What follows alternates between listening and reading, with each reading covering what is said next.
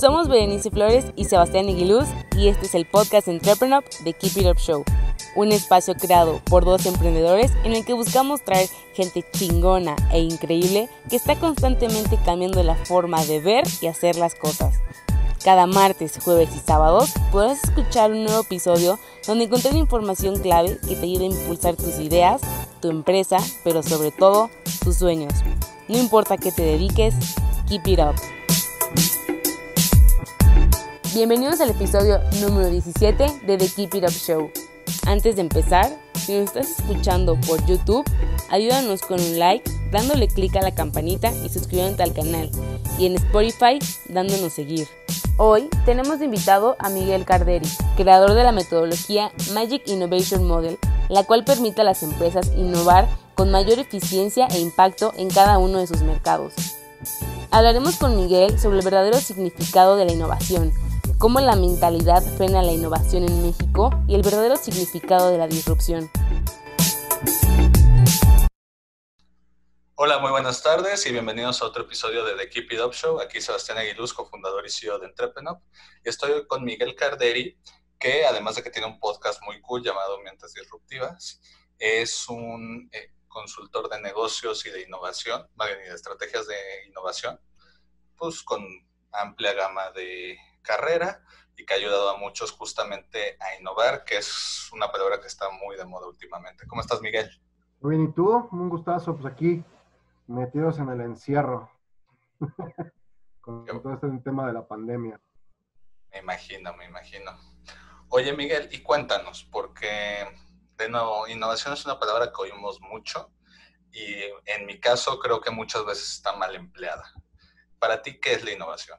Sí, mira, coincido contigo. Desgraciadamente, tanto el tema de emprendimiento como el de innovación en los últimos años se ha vuelto más como una cuestión de moda y cada quien como que le da un contexto distinto. Para mí la realidad es que la innovación tiene que ser algo que transforme algo, que rompa un status quo y que crea otro status quo. Yo sé que sobre todo la gente académica que ha trabajado mucho los temas, pues sí, tradicionales del tema de negocios y el tema de innovación, se van con un concepto donde se habla de dos tipos de innovación, la innovación incremental y la innovación disruptiva, pero la realidad es que la incremental como tal, lo único que hace es ajustar, por lo tanto es más una mejora continua en cuanto a definición que realmente una innovación como tal. Entonces, para mí, históricamente, en la historia de la humanidad, cuando una persona ha tenido innovación, bueno, cuando se han generado innovaciones, se ha transformado absolutamente todo, la manera de hacer las cosas, culturales, sociales, negocios, económicas, y para mí esos son los momentos claves en la historia de la humanidad. Hoy en día en los negocios, el innovar es buscar esa transformación. Si eres una empresa, lo que buscas es transformar la realidad de tu negocio, llevarlo a otro nivel y que el impacto sea mucho mayor. Para mí, dos claves importantes son esas. Si lo tengo que aterrizar, digamos que a dos conceptos, la innovación tiene que estar cubierta por un proceso de transformación y un proceso de impacto, de aumentar el impacto de lo que quieran desarrollar, ¿no? Ok. ¿Por qué crees que todo el mundo tiene esta falsa percepción de lo que es innovar? ¿Por qué se puso de moda? ¿Por qué es como emprendedor que de repente cambió el significado y ahora todo el mundo es un emprendedor y ahora todo el mundo es un innovador? O al menos creen serlo. Sí, definitivamente. Mira, no es que se haya puesto de moda per se, lo que pasa es que, a ver, los grandes cambios en el mundo, si nos vamos del año 2000 para atrás, tardaban más o menos 10, 15, 20 o hasta 50 años en realmente cambiar una industria. Y del 2000 para acá, o sea, prácticamente del 97, que fue ya la apertura comercial de lo que fue el Internet, donde ya empezamos a tener más comunicación, tenemos información global de manera mucho más sencilla, y ha hecho que los cambios hayan sido más rápidos. O sea, velo, por ejemplo, en los celulares. O sea, tú tienes tu celular de última gama y prácticamente no tarda ni 6 meses en aparecer otro celular de una gama mayor. Y es que así está pasando. En los últimos 20 años hemos tenido más transformaciones en la forma de vivir del ser humano que en los últimos 200, 300 años. Entonces, no es que sea per se una moda como tal, sino que las condiciones globales, la tecnología, ha acelerado el proceso y el proceso ha permitido, o más bien ha obligado a que todos tengamos que estar en constante evolución, en constante transformación para poder seguir siendo competitivos, hablando específicamente del tema de los negocios, ¿no? Ok. Ahorita que tomaste el tema de la tecnología, otro de los grandes mitos que yo creo que tiene la innovación es que normalmente cuando uno dice, de hecho nos pasa porque tenemos un evento que se llama Winnovation, que es un foro de innovación disruptiva, y decimos, es de innovación. Y entonces luego, ok, o sea, es pura tecnología. Y yo, no, o sea, hay innovación de diferentes formas. Y va, ¿por qué crees que vaya tan de la mano en la percepción de mucha gente que cuando piensan de innovación automáticamente piensan en tecnología cuando algunas de las empresas más innovadoras del mundo ni siquiera están en ese sector? Es que, bueno, es normal. Al final de cuentas, la tecnología ha sido una herramienta muy importante en este proceso. Si nosotros habláramos con alguien de los años 90 o principios del siglo y le mostráramos la capacidad que tenemos de hacer cosas con el celular, o sea, no te vayas con una tecnología más grande, simplemente la capacidad que tenemos de hacer cosas con el celular, si lo platicáramos con gente de hace 15 años, 20 años, se volverían locos. Es una cuestión de avance impresionante y toda esta evolución de la que ya platicamos, pues un pilar importante ha sido la tecnología, no lo podemos dejar de lado. Ha sido una herramienta muy poderosa para la transformación que hemos vivido. Sin embargo, como bien dices, no es exclusivo de la tecnología el término de innovación. Hay muchas empresas y hay muchos proyectos que sin necesidad de una tecnología per se han desarrollado proyectos de alto impacto. Por eso yo te decía al principio, cuando hablamos de la definición, si te fijas en las dos palabras que ocupé, nunca hablé de tecnología. Hablé de transformación y hablé de impacto. Si encuentras una solución que transforme el status quo y desarrolle un alto impacto en el resultado, podemos hablar de innovación. Puede o no ser a través de la tecnología, ¿no? Ok. Ahorita que diste el ejemplo del celular, me vino a la mente una plática que tuve hace unos meses con unos amigos, que hice la broma de, oye, es que si le dijéramos a alguien de hace 20, 30 años, oye, tengo una computadora que me cabe en el bolsillo, que me da acceso gracias a Google y otros buscadores a todo el conocimiento de la historia de la humanidad, pues como tú dices, se volverían locos. Y luego el siguiente paso que yo creo que harían es, oye, ¿para qué lo usas? Y yo, no, pues para hacer para ver memes, para hacer eso. Fake news. Exacto. O sea, ahora que la innovación se está popularizando, más bien que los productos innovadores se están popularizando, ¿crees que se está perdiendo un poquito ese factor wow? O sea, ya vemos los cambios tan rápidos que se nos olvida realmente las maravillas que se están volviendo. No, por supuesto. Hoy sorprender a la gente es mucho más complicado. O sea, el que tengas ese impacto es muy complicado. Al contrario, antes estaban a la expectativa de que tú los sorprendieras. Hoy te exigen que los sorprendas. O sea, ya no se quedan cortos. Entonces, por eso el mercado se ha vuelto mucho más complejo. Por eso las compañías hay mucho más competencia, porque el mercado también los ha obligado a cambiar.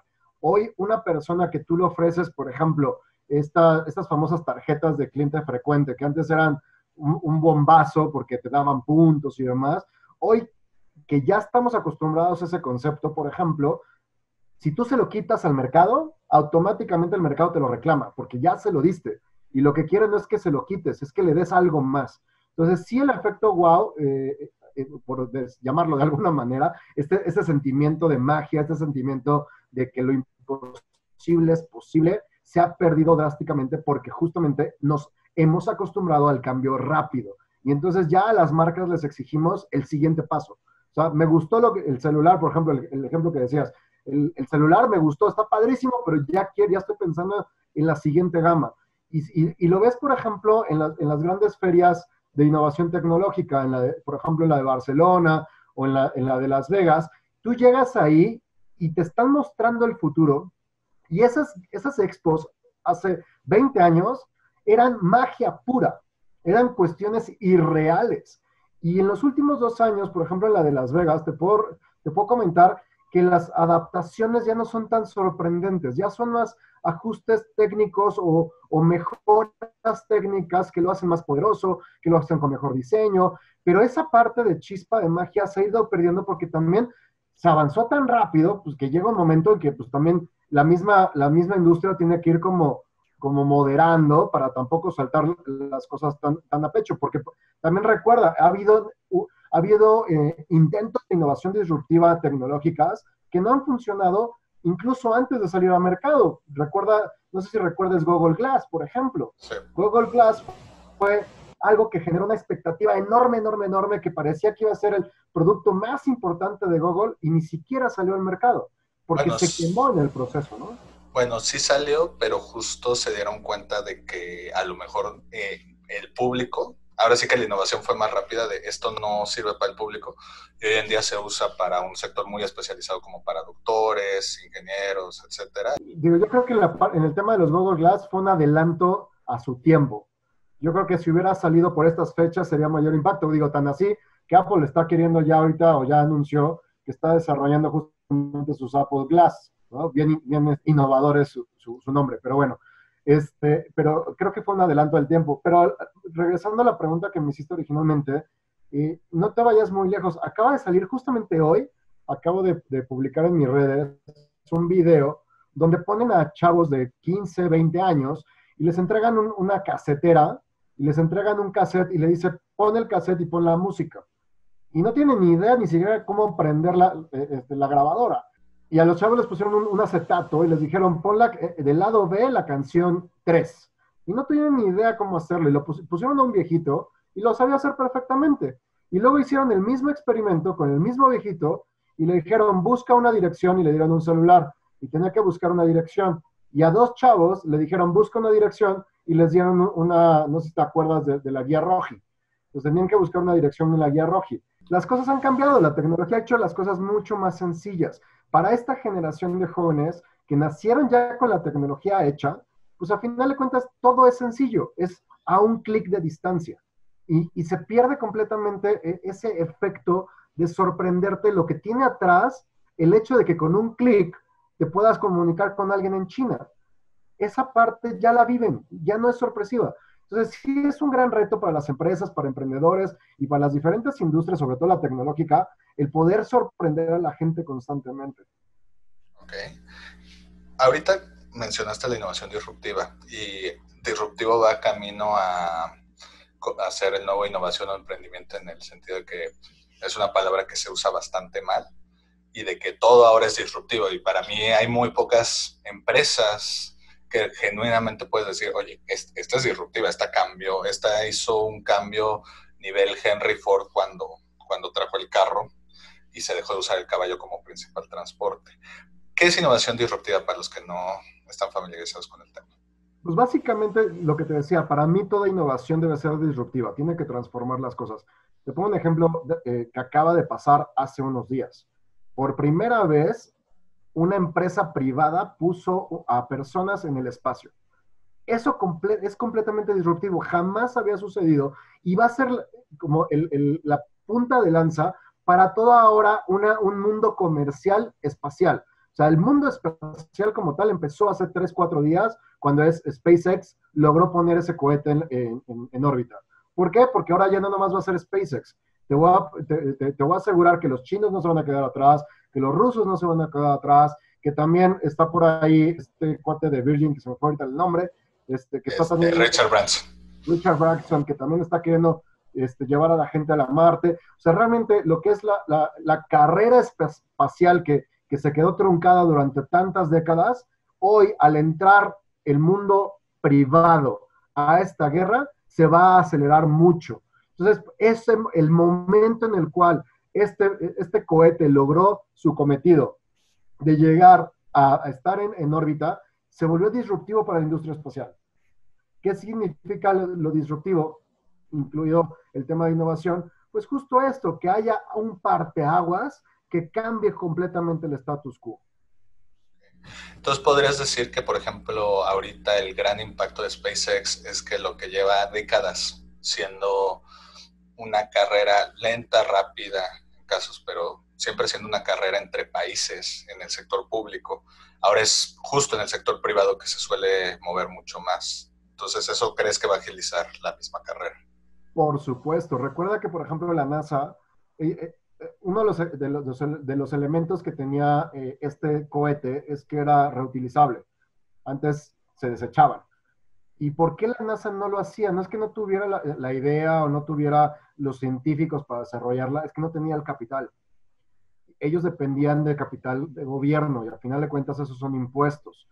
A la hora de que tú entras como privado, no dependes de impuestos y puedes generar mucho más inversiones, puedes meter a inversionistas en el tema y eso automáticamente va a acelerar las cosas. Digo, hace 10 años, 15 años no pensábamos en un coche que se manipulaba solo, que se manejaba solo. Y hoy tenemos también la Tesla. Entonces, ¿qué es lo que hace el hecho de que este tipo de elementos caigan al mundo privado? Que en el mundo privado hay muchísimas formas de generar ingresos, hay muchísimas formas de generar capital que permitan desarrollar mucho más rápido tanto la tecnología como la investigación necesaria. Entonces, definitivamente para mí, más que el hecho de que esté el cohete, más el hecho de que sea reutilizable, para mí, y si quieres nos vemos en 5 años y lo platicamos, pero para mí este hecho va a ser el inicio de una carrera privada por el tema del espacio, ¿no? Voy a tomar nota que Miguel solo me quiere ver cada 5 años, pero bueno. Nada, no es cierto. Para que haya realmente elementos para decirte si tenía razón o no. Nada, es broma, es broma. Oye, Miguel, mira, en Entrepreneur nosotros siempre decimos que el ecosistema emprendedor es la raíz de la innovación mundial, porque justamente para nosotros son los que al tener menos infraestructura y más urgencia, ahora sí que por sobrevivir, generalmente empiezan a causar, es un buen lugar de donde empiezan a hacer la innovación y luego lo van adaptando otros agentes. Para ti, ¿cuál es el rol que tienen los emprendedores o más generalizado el ecosistema emprendedor en todos estos temas de innovación? Pues mira, aparte de los temas de innovación, creo que en la economía mundial y más en el momento en el que nos encontramos, el tema de la pandemia y lo que supuestamente, bueno, que ya está empezando a verse en el tema económico, es un peligro para el orden que existe, el flujo económico y demás. Creo que los que más se pueden adaptar a solucionar los problemas que van a aparecer, los que pueden hacerlo de manera más rápida, las empresas que van a poder modificarse mucho más rápido, justamente van a estar basadas en un tema de emprendimiento. El hecho de encontrar nuevas ideas, el que puedas arriesgarte sin tener que perder tanto. Un corporativo tan grande no puede arriesgarse a cambiar toda su estructura de trancazo porque tiene muchísimo riesgo. Digo, en esta pandemia los obligaron y tuvieron que evolucionar casi 2 años en cuestión de tecnología. Los emprendedores no, los emprendedores realmente tienen una flexibilidad, como no tienen tanta carga, tienen una capacidad de crear nuevas cosas y adaptarse muy rápido a las circunstancias. Yo creo que hoy, justamente en el tema de innovación, yo estoy esperando porque de las grandes crisis salen las grandes innovaciones. Y todavía estamos sufriendo la crisis, pero yo te puedo asegurar que en un año vamos a estar hablando de los grandes innovadores a partir de la crisis, porque problemáticas ya existen un chorro, van a haber mucho más y van a aparecer esas empresas, esas startups que van a empezar a marcar la pauta en otras cosas. Digo, y empresas como, por ejemplo, digo, nada más ve lo que está haciendo Facebook. Facebook estaba pensando lanzar su plataforma de shop hasta finales de año para que se fuera impulsada por el tema de diciembre, de las ventas decembrinas, y lo lanzó inmediatamente y aceleró su proceso para lanzarlo ya. Entonces, hoy hay una herramienta que existe, que ya puedes tener tu catálogo de productos en Facebook, Instagram y WhatsApp y poder cobrar sobre ellos en esa plataforma. Entonces, este tipo de pandemias o de crisis están obligando a la innovación, a cambiar la forma de hacer las cosas porque la humanidad lo requiere. Entonces, el tema de emprendimiento es vital. Necesitamos más emprendedores comprometidos, necesitamos más emprendedores que están desarrollando nuevas tecnologías, que estén desarrollando nuevos modelos de negocio, porque la economía lo va a requerir. Si nosotros no generamos en flujo, si no generamos nuevos empleos de calidad, entonces sí vamos a tener una crisis económica que no va a pasar de un año, van a pasar muchos años para levantarla. Justamente tocando todo lo que dices de los grandes innovadores que van a salir por esta crisis, y estando de acuerdo contigo que las grandes crisis suelen lanzar esos, por ejemplo, PayPal nació en la crisis del 2008, no, perdón, en la crisis del .com, en el 2008 nacieron Uber y Airbnb. O sea, que Y justamente... WhatsApp, y Spotify, o sea, te puedo decir, YouTube fue cuando se dio el disparo y fue la compra que hicieron la absorción con Google. O sea, las grandes crisis generan esos cambios, ¿no? Y esos grandes nuevos monstruos. Exacto. Y volviendo a todo este tema de que la innovación muchas veces la cataliza la misma crisis. De hecho, yo tengo una ponencia que se llama Innovando en la Adversidad, que el mensaje central es que muchas veces creemos que los grandes problemas sociales frenan la innovación y que muchas veces es al contrario, que esos son justo de... Pues, tienes muchos problemas de dónde escoger y es más fácil hacerlo. Llevando todo esto, cuando doy esa plática siempre pregunto, díganme los países donde creen que hay mucha gente innovadora, y siempre dicen los mismos, dicen Alemania, Estados Unidos, China, Francia, etcétera. Y no digo que no sea cierto, pero justamente hay muchos países que a lo mejor no son del primer mundo, donde se están haciendo empresas muy grandes, muy innovadoras, algunas hasta disruptivas, por ejemplo Colombia, Argentina, que justo son los únicos unicornios latinoamericanos que hay. En México yo creo que hay un gran potencial para innovar. ¿Por qué crees que, o sea, al tener tantos problemas deberíamos de tener muchas posibles soluciones? ¿Por qué crees que no nos creemos que en Latinoamérica está la posibilidad de innovar como pueblo en general? Mira, primero que nada, creo que tenemos que conocer un poquito más del ecosistema para poder decir eso, porque solamente en México, te voy a hablar de una industria en específico, donde se detonó más en Latinoamérica el tema de fintech, fue México. Y es donde más empresas de fintech existen. Y hoy el fintech se volvió un pilar en toda esta situación.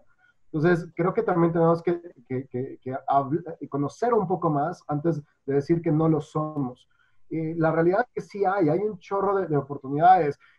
Simplemente Rappi es una de las plataformas más grandes que existen de entrega a domicilio y es colombiana. Tenemos a Mercado Libre, que es argentina y que ha hecho estragos y que literal está ganándole terreno o está compitiendo con Amazon. Entonces, creo que no debemos de ser tan malinchistas. Creo que tenemos que ver también qué es lo que está pasando en México, tanto en tus eventos como en las incubadoras, en las universidades que yo he trabajado, en los diferentes movimientos del ecosistema. Hay grandes casos de éxito, hay grandes cosas. Y hablando también del tema de innovación, de las grandes empresas, también tiene que ver, depende de la región y depende de las circunstancias de cada uno. Yo te puedo hablar que antes de Alemania, yo te pondría a Israel. Israel lo que está haciendo es impresionante. Si tú vas a Tel Aviv, de verdad es otro mundo, a pesar de que están rodeados de guerra y están rodeados de gente que los quiere matar, están desarrollando tecnología en un desierto. Entonces, imagínate la escasez que tienen ellos, el nivel de crisis que tienen ellos, que invierten muchísimo dinero en este tipo de tecnologías. ¿Qué es lo que pasa en Latinoamérica que no se invierte? No es que no existan los talentos, no es que no existen las ideas, los proyectos. La realidad es que se invierte muy poco en la ciencia y en la tecnología.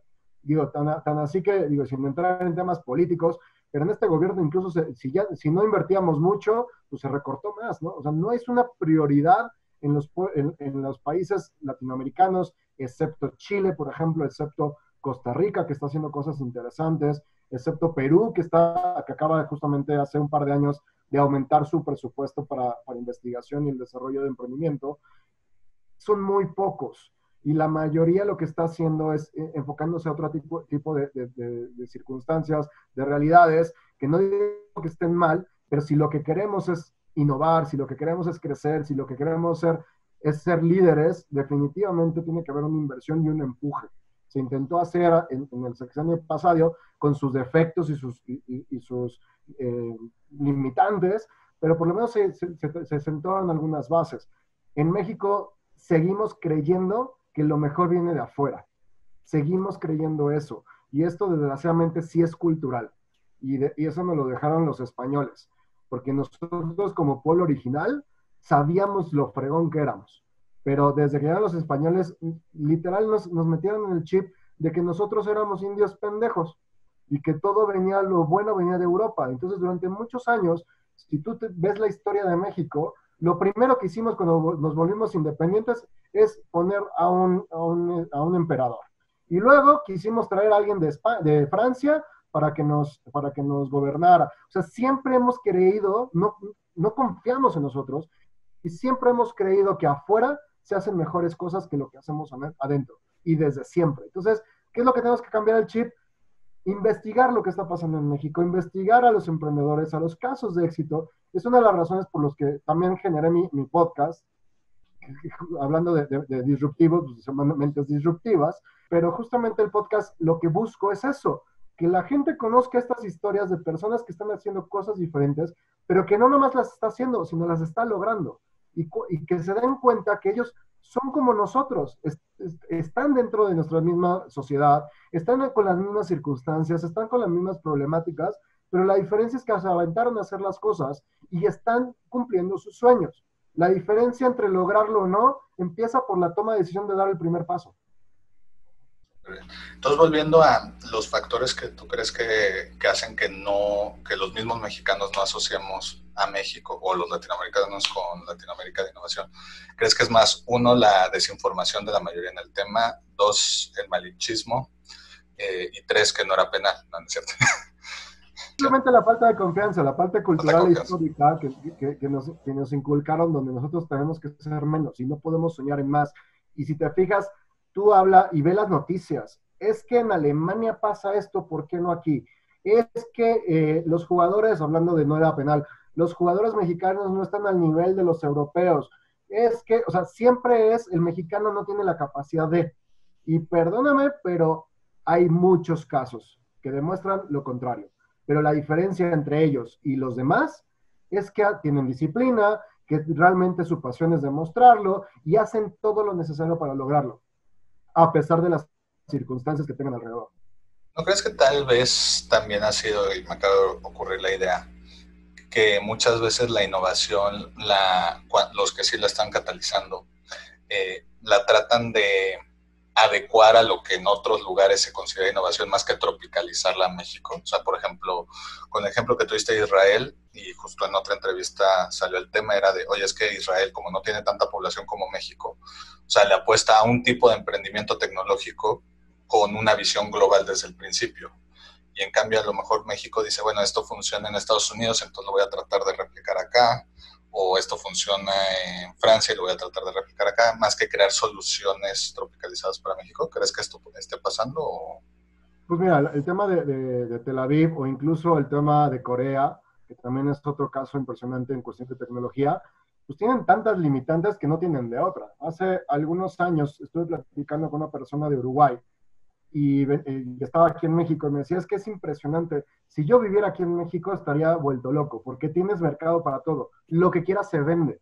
Bueno, ahorita ve el mercado de los tapabocas y de las, o sea, todo lo que saques al mercado, alguien te lo compra. Tenemos un mercado muy vasto y sí, esa facilidad de alguna manera, por así llamarlo, de mercado, o esa amplitud de mercado que tenemos, también limita muchas cosas. No, somos muy, y está bien, o sea, estamos muy acostumbrados a irnos a la segura. Y eso también, al final de cuentas, es cultural. Te lo dicen tus papás, te lo dicen tus abuelos, y tú mismo te lo crees. Vámonos a la segura. Si voy a vender, primero le vendo a mi familia. Y luego veo si funciona, se lo vendo a mis primos. Y luego a mis vecinos. Y quieres ir de abajo hacia arriba. Y el problema es que en la historia, bueno, por ejemplo, en mi historia, yo te puedo asegurar que los últimos en comprarme fue mi círculo cercano. Fue más rápido el convencer a alguien que no me conocía de que lo que yo hacía funcionaba que mi propia familia. Tengo familiares que son empresarios. ¿Y tú crees que los tengo de clientes? No. ¿Por qué? Porque siempre, bueno, tuve uno y fue porque alguien me recomendó con él y salió que era yo. O sea, imagínate, o sea, tuvo que recomendárselo un tercero para que me confiara. Entonces, estamos como muy acostumbrados a esa parte. Sí veo en los emprendedores eso de, tuve hace algunos años un caso de un emprendimiento que en su momento era la renta de libros y que en ese momento no había y quería venderlo aquí en México a fuerza y le decía, es que ¿cómo lo quieres vender en México si aquí leemos un libro al año? O sea, y en digital, peor. O sea, no hay cultura todavía para leer incluso en digital. Entonces le decía, ¿por qué no ves Argentina? ¿Por qué no ves Colombia? ¿Por qué no ves Chile? ¿Por qué esos países? ¿Por qué leen de 12 a 15 libros al año? Y de eso, el 60%, perdón, en ese momento el 40% de su consumo ya es digital. Entonces, ¿qué posibilidades tienes de tener mayor impacto en un mercado que ya está acostumbrado o en un mercado que tienes que educar? Y les costaba muchísimo ese tema, cuando era una solución tecnológica. Entonces, sí tenemos que romper barreras. Sí creo que algo que recomiendo y que trato de hacer yo también es viajar mucho, conocer gente de todos lados, el platicar visiones diferentes, el tener estas pláticas, por ejemplo, estas entrevistas o estos webinars con diferentes partes del mundo, que hoy es fácil. O sea, hoy le puedes hablar a un emprendedor en Chile y platicar e interactuar de cómo es su cultura, cómo es su ecosistema y cómo es el nuestro, en cuestión de minutos. ¿Por qué no hacerlo? Y empezar a ampliar nuestra mente y ver realmente que nuestra misión sí debe de tener un impacto local, pero que tiene que tener una visión global. Hoy estás compitiendo de manera global, te guste o no. Pero bien. Oye, Miguel, vamos a dejar por un ratito el tema de innovación, porque aparte tenemos demasiados tipos de innovación. No hemos entrado a todos. Quiero hablar ahora un poquito más sobre tu podcast. Como tú dijiste hace rato, se llama Mentes Disruptivas. Cuéntanos cómo nació esta idea de tener un podcast de entrevistas con, como tú dices, gente que no solo está haciendo cosas diferentes, sino que está triunfando haciéndolas. Bueno, primero que nada, yo soy amante de la transformación. O sea, los proyectos que transforman me encantan. Leo mucho las historias de éxito, veo muchos videos, investigo a la gente, escucho mucho podcast desde hace muchos años. Y te quiero contar que no es, digo, mi podcast acaba de cumplir el 14 de mayo un año, Felicidades. pero no es la primera vez que hago podcast, empezando por ahí. Y aparte, yo tuve un emprendimiento de podcast. Es lo que poca gente sabe. Uno de mis primeros proyectos que troné fue una plataforma de podcast que se llamaba expresando.me. Y era una plataforma donde tenía 5 o 6 personas que hablábamos de temas distintos, desde teatro, cine, tele, hasta deportes, política, belleza y obviamente negocios y empresas. Y tronó porque justamente la tecnología no era tan avanzada, pero yo tuve durante 1 año y medio, casi 2 años, una plataforma de podcast. Entonces, fui locutor, fui actor de doblaje, entonces me gusta mucho el tema de la voz y creo que es muy importante. Y cuando se dio la oportunidad de regresar y cuando lo que lo detonó fue justamente que me enteré que Spotify había comprado Anchor.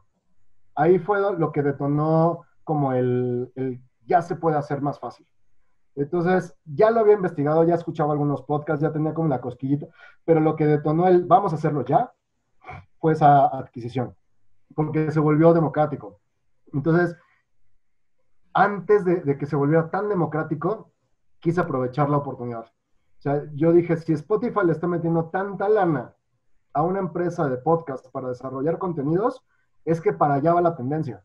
Aunque realmente el podcast tiene desde el 2008 realmente, ya de manera comercial, desde el 2018 a la fecha, si te das cuenta, ha habido un crecimiento exponencial de contenidos originales. Es impresionante. Y es por esta situación, porque hoy es sencillo hacer un podcast. Ahora, ¿cuál es lo importante ahora? No es crear un podcast, es generar, obviamente, un podcast de buen contenido, pero sobre todo tener la disciplina y la constancia. Aquí no es cuántos podcasts se van a crear, sino realmente cuántos podcasts van a sobrevivir en los próximos 2, 3 años y que realmente estén haciendo constantemente su trabajo. Por eso nació toda esta parte de Mentes Disruptivas. Sí lo quise enfocar muchísimo en casos porque no hay un documento, hoy todavía no existe un documento oficial o completo donde puedas tener los diferentes casos que están pasando en México con diferentes emprendedores. Están como que muy dispersos y mi intención era justamente tener un documento de eso, o sea, que la gente tuviera un lugar donde poder encontrar estos emprendedores y conocer justamente lo que acabamos de platicar, que en vez de pensar nada más en Amazon, en Google, en Apple, en todo lo que está pasando en Estados Unidos, se den cuenta que también en México están haciéndose cosas muy interesantes, ¿no? Bueno, México y en Latinoamérica, ¿no? Y para los que no conozcan qué es Anchor, no sé si les puedes explicar un poquito más a detalle.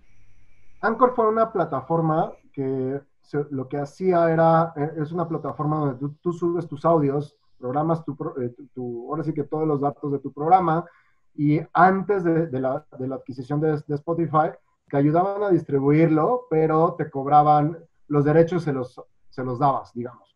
O sea, tu programa no era propio, sino que a final de cuentas había como una codependencia o coautoría, tal vez. ¿Mané?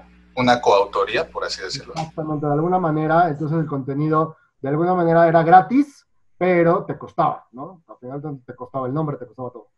En el momento que Spotify lo compra, pues su objetivo no era realmente ganar dinero de eso, sino que atrayera contenido a Spotify para distribuirlo.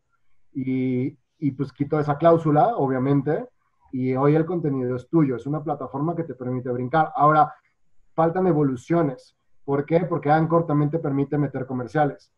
En México todavía no está activo, pero ya vas a poder tener también, como en la radio, cortes comerciales que te permita también empezar a generar ingresos. Hoy, desgraciadamente, todavía la industria no evoluciona tanto y la manera de generar ingresos a través de un podcast es de manera externa, con patrocinadores, con ligas, con marketing de afiliados o llevándolos a tus otras plataformas donde estés haciendo la parte económica, ¿no? Pero ya va para allá. O sea, no es todavía como YouTube, que bien o mal te paga algo. Hoy todavía el tema de podcast no llega a esa evolución, pero va para allá.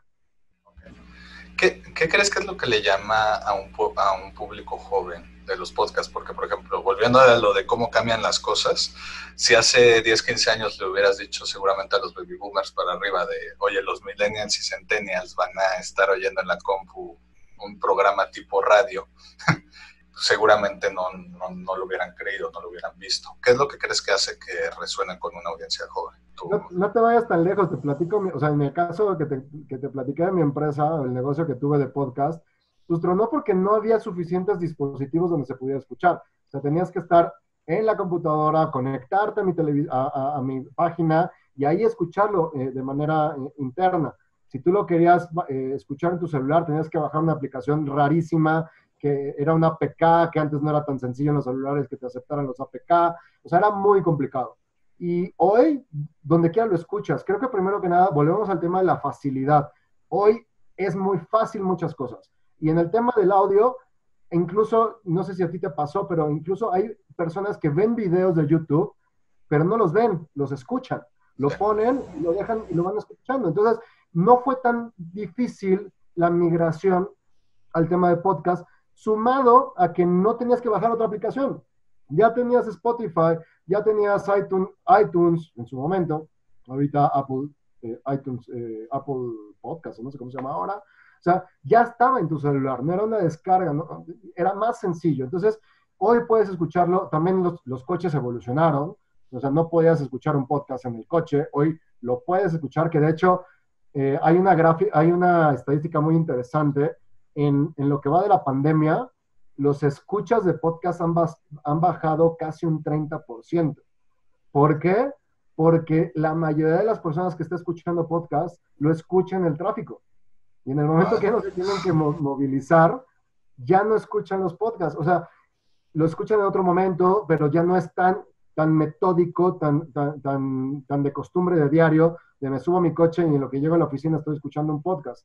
Entonces, hoy, y aparte el otro porcentaje era cuando iban al gimnasio a hacer ejercicio, y hoy no hay gimnasios. Entonces, sí ha habido ahora sí que como interrupción, ha habido también esa modificación en el proceso. Pero ¿por qué ha sido tan bien aceptado?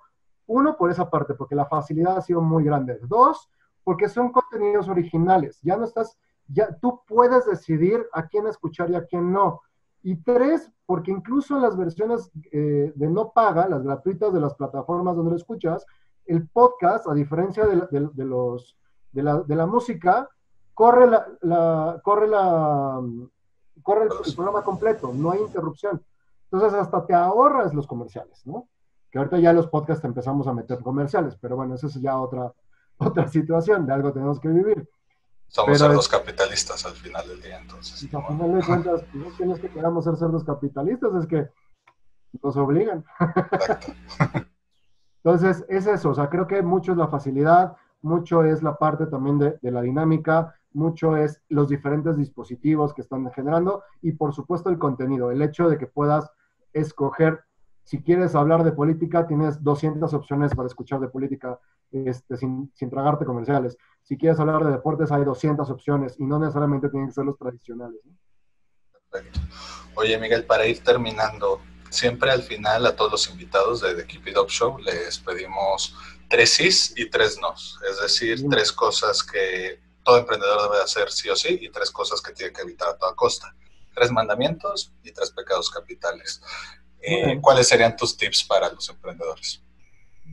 3 pecados capitales. Hoy, con la nueva normalidad, como por ahí dicen, el primero es, no puedes depender de un solo ingreso.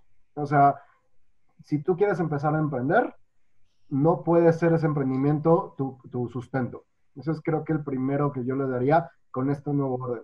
El segundo es que tu empresa tiene que tener diversificado cosas. O sea, no puedes solamente trabajar un producto, no puedes trabajar solamente un servicio, no puedes trabajar nada más en línea. Tiene que haber el modelo de negocio está cambiando drásticamente y la estrategia de negocio tiene que ser muy dinámica y diversificada desde el inicio. Obviamente tendrá su proceso, pero tienes que ya diseñar una empresa que sea versátil en ese tipo de cosas. Y la tercera, no necesitas capital, no necesitas socios, no necesitas inversionistas. Empresa primero, aviéntate, hazlo antes de partir el pastel en pedazos. No sueltes parte de tu empresa por generar algo que todavía no sabes si va a funcionar o no. Porque después, el cerrar una empresa, el romper una sociedad, se vuelve mucho más complicado. Empieza solo, empieza con lo que tienes, aprovecha lo que tienes y explótalo. Creo que son los 3 pros, ¿no? Y los tres no, ¿cómo era? Los 3 no ya nos los dijiste, que eran los 3 pecados capitales, y los 3 sí, los 3 mandamientos. ¿Qué crees que deben de hacer? Pues bueno, que al final de cuentas entra en lo mismo, ¿no? O sea, primero es aviéntate. O sea, los primeros mandamientos es, si tienes una pasión, olvídate de todo lo que te digan. Hazlo. Hazlo, que sea el mercado el que te diga si funciona o no. No tu mamá, no tu novia, no tu esposa, nadie. Ahora sí que por ahí, no sé si te acuerdas había un comercial que decía, cuéntaselo a quien más confianza le tengas. No, deja que el mercado te diga si funciona o no. El segundo mandamiento, pues prácticamente cuadra con lo anterior, ¿no? O sea, no hagas de tu emprendimiento tu único ingreso. O sea, tienes que encontrar otros ingresos para que no sufras. Y la 3, actualízate. Lee mucho, escucha mucho podcast, ve muchos videos, sigue a las personas que son líderes, conoce qué es lo que está pasando en tu industria, ve las tendencias. O sea, la información, como tú bien decías hace ratito, tenemos en la palma de nuestras manos la información de la humanidad. Aprovéchala y crece en lo que quieras crecer, ¿no? Perfecto.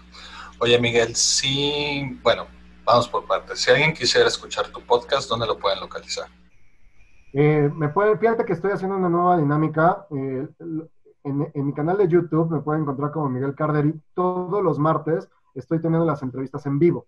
Entonces está muy padre porque la gente está pudiendo interactuar y puede hacer preguntas, cosa que en la primera temporada no lo pude lograr.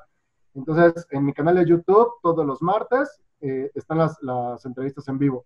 Si no los pudiste ver o te interesa ver otra entrevista que no pudiste ver en vivo, tanto en el canal lo puedes volver a ver, obviamente, se queda grabado, pero también en mi podcast, en Mentes Disruptivas, Spotify, Google Podcast, Apple Podcast, iHeartRadio, Chuchita Pérez Podcast, todo lo que termine en podcast me pueden encontrar. Perfecto. Y si, por ejemplo, alguno de nuestros oyentes quisiera adquirir tus servicios de consultoría, ¿cómo se pueden contactar contigo? Primero, bueno, obviamente en Instagram es lo que más utilizo, Miguel Carderi también, Facebook también como Miguel Carderi, y en mi página miguelcarderi.com, ahí me pueden encontrar, y de hecho, para regalo de tus escuchas y de los que nos ven, ahorita tengo abierta en la página, si tú te metes a la página y te suscribes a mi lista, les estoy regalando la versión digital de mi libro. Entonces, pues métanse, regístrense y automáticamente por correo les va a llegar el último libro que escribí, que es Magic Innovation Model, Transformando la Realidad, que les va a ayudar también para todo el tema de emprendimiento, ¿no? Perfecto. Bueno, Miguel, te quiero agradecer por el tiempo, espero lo hayas disfrutado y pues como decimos aquí, keep it up. Me parece muy bien, muchísimas gracias y un gustazo estar contigo como siempre.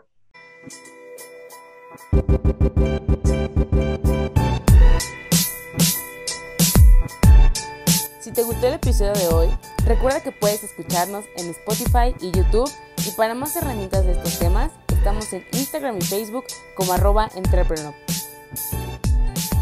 Si quieres seguir a nuestro invitado de hoy, te dejamos en la caja de descripción sus redes sociales y datos de contacto. Gracias por escucharnos y nos vemos en el próximo episodio. Recuerda, keep it up.